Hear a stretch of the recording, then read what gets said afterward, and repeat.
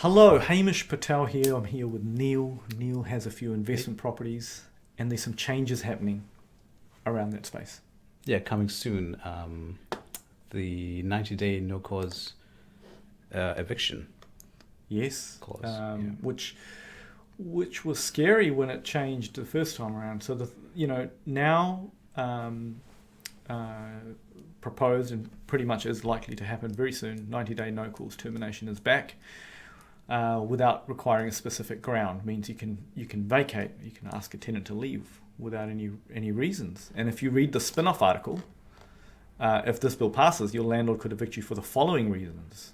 They didn't like the colour of your shoes, right? They feel like it.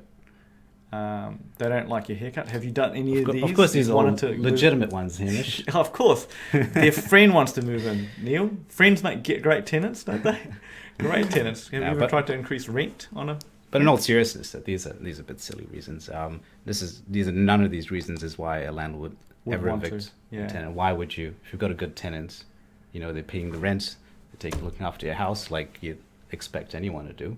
Yeah. Why would you want to evict them because you don't like their haircut? I mean, it's just crazy. Yeah. I think what this does, though, if you're an investor and you can't afford flash areas. Mm-hmm. Like me, I'll put my hand up. Like if you go to Rotorua and certain parts of Rotorua, you might find more very average tenants and good tenants, but sometimes on record, on paper, they don't look as strong. Potentially, yeah. If you know you can move them on easily, you're more likely to give them a chance, right? It's just having the option to go, well, I feel more comfortable taking on a tenant that potentially might not be the best tenant. And let's talk. But you don't know. But you don't know until you. And the other thing is, let's talk about some real life examples. Yep. This is Hamilton, right? Yep. And say very average parts of Hamilton, and some landlord like you might have a property here. Mm-hmm. Violent behaviour. Yep. Right. Yep. Just down the road, actually. Yep. You try and move a tenant on. Before this rule change, you have to get the person being a victim to actually make statements against the person that's being violent, and that has to happen 3 times within a period of time. Yeah. Now imagine if that person's your neighbor and you're living with them next door to you every single day. How do you deal with this? And how you deal with it?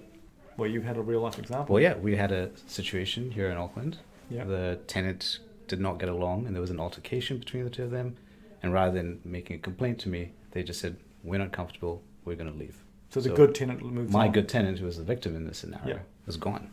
And how likely was that good tenant prepared to go to the tribunal or make statements against the person, the littlest thing triggered them, and they were gone. They've got no interest in fighting a case to benefit. And, well, it wasn't the littlest thing, right? Because what you're talking about there is possibly a door being smashed with blood all over it, and the neighbour trying to maybe possibly come into their home, right? Yeah. But again, so I think this is great.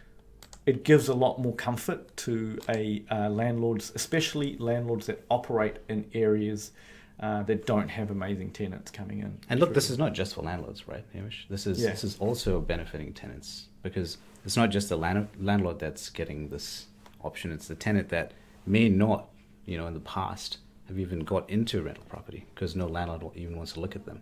Yep. But now they're coming back up, and they might actually get into a house. Get a chance, because you're more comfortable